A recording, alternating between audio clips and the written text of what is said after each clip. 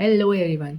So as you know कि आपका budget आ चुका है, जिसको आप फाइनेंस बिल भी कह सकते हो, which has been presented by our honourable finance minister Nirmala Sitharaman ji in the parliament for the 8th consecutive time. So इसके बाद का प्रोसीजर तो आपको पता ही है। अभी तो ये फाइनेंस बिल है, इसके बाद ये दोनों हाउसेज में पास होगा, लोकसभा राज्यसभा।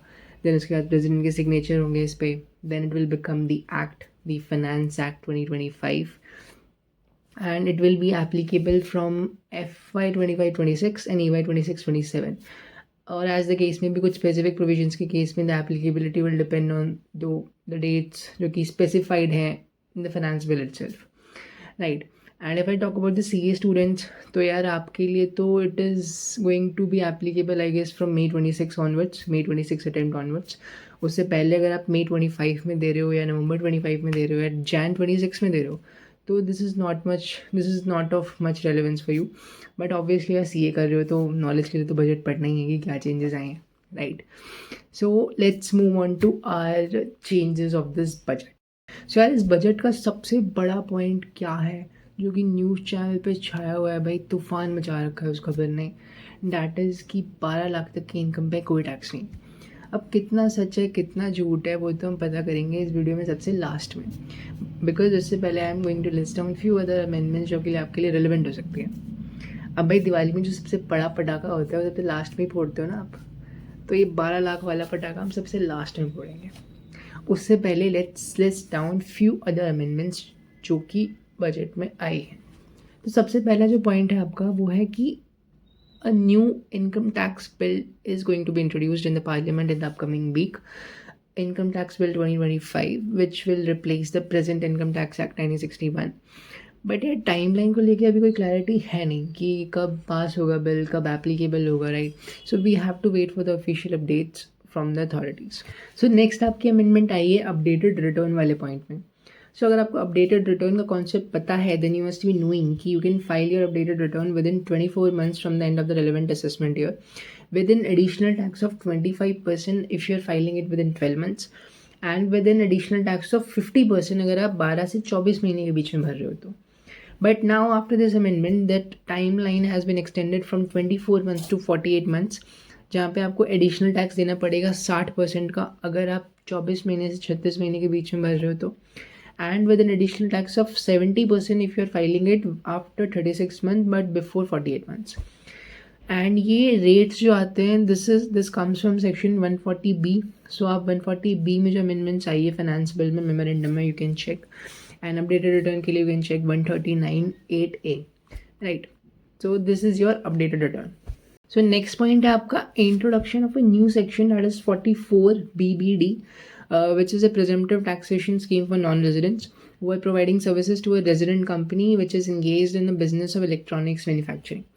सो यह सीन क्या है, अगर आप एक नॉन रेजिडेंट व्यक्ति हो and if you are providing services to a resident company, Indian resident company जो कि इलेक्ट्रॉनिक्स मैन्युफैक्चरिंग के धंधे में है, देन आपके लिए एक प्रेजेंटिव टैक्सेशन की स्कीम है जहाँ पे your taxable income will be 25% of your gross receipts and जिस पे फर्दर टैक्स लगेगा एज पर एप्लीकेबल रेट जो भी आपके ऊपर एप्लीकेबल है। In case of non residents 35% as a case में भी जिससे इफेक्टिवली आपका जो टैक्स रेट है that will be less than 10%. So ये आपके लिए नया प्रेजेंटिव टैक्सेशन स्कीम आया नॉन रेजिडेंट्स के लिए। सो नेक्स्ट जो बड़ा अमेंडमेंट आया है वो है ऑन TDS रैशनलाइजेशन वाला थिंग।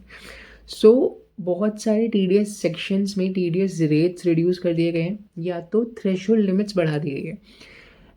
जैसे कि फॉर एग्जांपल 194I है आपका रेंट वाला सेक्शन, जहाँ पे आपकी जो एनुअल रेंट का थ्रेशोल्ड था that was 2,40,000 before amendment, now it has been increase to 6 lakh per annum या फिर 50,000 पर मंथ।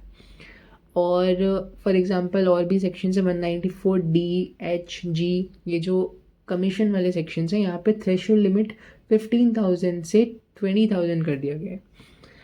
एंड एक और एग्जांपल ले लो 194J में, वहाँ पे थ्रेशोल्ड पहले 30,000 था, अब वो 30,000 का थ्रेशोल्ड 50,000 कर दिया गया। सो ऐसे ही बहुत सारी अमेंडमेंट्स हैं TDS में, बहुत सारी जगहों पे रेट्स कम किए गए हैं। 194A, 193 और भी बहुत सारे सेक्शंस हैं। TCS में रैशनलाइजेशन किया गया है, कुछ जगहों से TCS हटा भी दिया गया है, right? So you can check it on in the memorandum of finance bill जो कि मैंने डिस्क्रिप्शन में डाल दी। वहाँ से आप चेक कर सकते हो डिटेल में। नेक्स्ट आपका पॉइंट है कि अगर आप एक नॉन रेजिडेंट व्यक्ति हो and if you are purchasing goods in India just for the purpose of exports, then उसको सिग्निफिकेंट इकोनॉमिक प्रेजेंस में इंक्लूड नहीं किया जाएगा। तो एक सेक्शन 9 होता है आपका जहाँ पे SEP की बात होती है, सिग्निफिकेंट इकोनॉमिक प्रेजेंस। तो वहाँ पे एक नया प्रोवाइजो ऐड किया जा रहा है where it is being stated now कि अगर आप एक नॉन रेजिडेंट हो and if you are purchasing goods in India just for the purpose of exports, then it will not be considered as SEP in India. इसके बाद एक और चीज़ आती है, that is annual value of in case of self occupied property. वो आप नील कब ले सकते हो?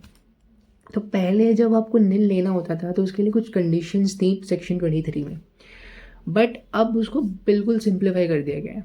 सिर्फ 2 चीज़ें बोली गई हैं कि भाई आपने उस प्रॉपर्टी को अपने रेजिडेंट्स के लिए या तो ऑक्यूपाई किया हो तो ले सकते हो नील, या फिर आप किसी भी रीज़न से उसको ऑक्यूपाई नहीं कर पाए तो भी ले सकते हो। सिंप्लीफाई कर दिया एकदम।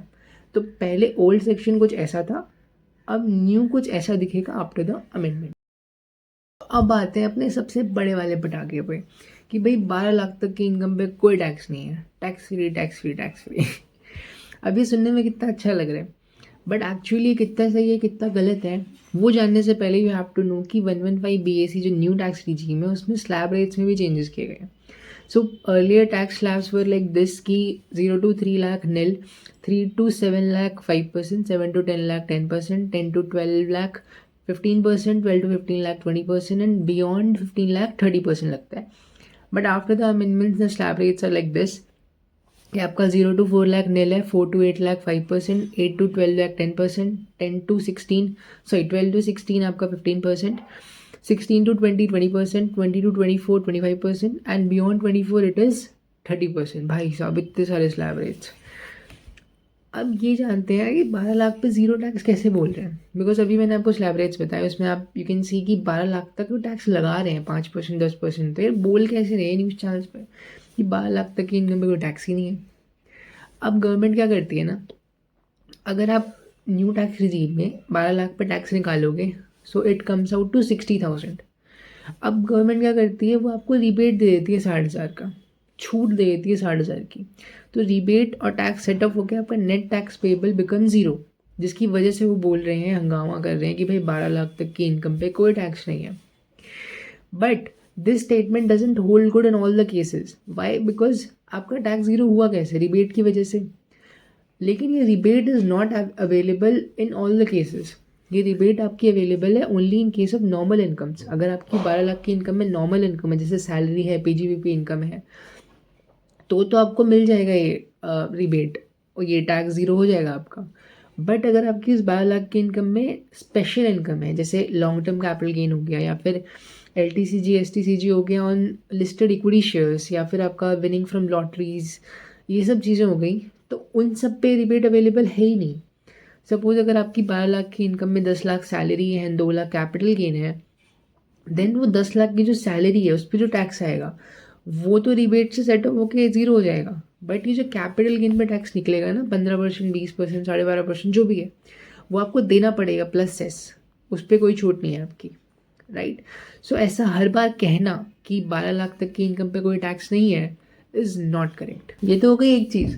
दूसरी चीज़ आती है, मान लो आपका जो इनकम है वो 12 लाख से ऊपर चला गया तो क्या? अब इनकम 12 लाख से ऊपर चली गई तो कितना टैक्स दूँ भाई मैं? मतलब 12 लाख से ऊपर जितना गया उतने पर टैक्स दूँ? नहीं, बिल्कुल नहीं। आपको टैक्स देना है पूरे इनकम पे एज पर स्लैब रेट्स। 12 लाख समथिंग समथिंग जो भी आएगा उस पर पूरा टैक्स देना है। हाँ, कुछ मार्जिनल रिलीफ का बेनिफिट मिलता है टू सम एक्सटेंट, कि सपोज आपकी इनकम 12 लाख 10,000 हो गई तो आपकी इनकम 12 लाख से सिर्फ 10,000 रुपये गई है। बट अगर आप कैलकुलेट करोगे तो your tax will come out to 61,500 something. तो यार ऐसा बड़ा डिस्क्रिमिनेशन सा नहीं हो गया कि इनकम से 10,000 बढ़ी, टैक्स बढ़ा दिया आपने 61,500। तो गवर्नमेंट कहती है यार इतनी ज़्यादती आपके साथ नहीं की जाएगी, आपको मार्जिनल रिलीफ की कुछ बेनिफिट दिया जाएगा, छूट दी जाएगी, आप हमें सिर्फ 10,000 का टैक्स दे देना। आपकी इनकम 10,000 से बढ़ी है ना, तो उतना ही टैक्स दे देना, पूरा मत देना, ठीक है। सो दिस इज़ मार्जिनल रिलीफ का बेनिफिट, बट ये भी एग्जॉस्ट हो जाता है आफ्टर सम एक्सटेंट।